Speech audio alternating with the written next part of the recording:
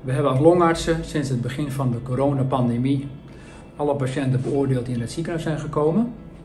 We hebben in totaal een paar honderd mensen beoordeeld op de spoedeisende hulp. Er zijn 135 mensen opgenomen in het ziekenhuis. En er zijn er helaas 22 overleden aan corona.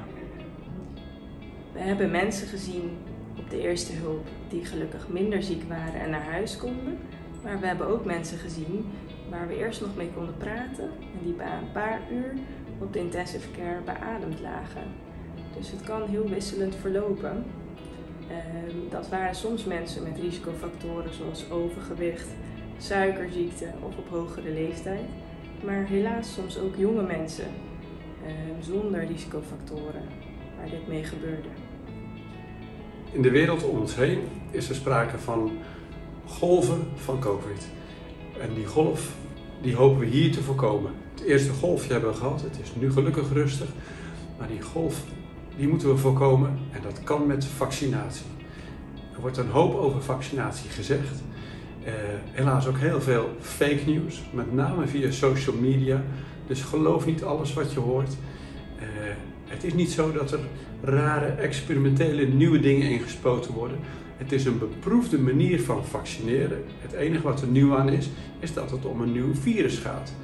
Maar het is verder een betrouwbare manier. En ik hoop ook dat iedereen zich dan ook laat vaccineren.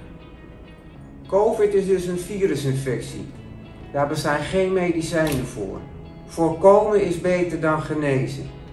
De enige oplossing is vaccineren. Willen we uit die lockdowns komen en weer samen kunnen zijn, is de enige oplossing vaccineren, zodat we groepsimmuniteit krijgen en weer gewoon ons normale leven kunnen gaan hervatten. Não rende lo que passa dentro do qual é paciente de COVID a passa. Não rende lo que morre de COVID.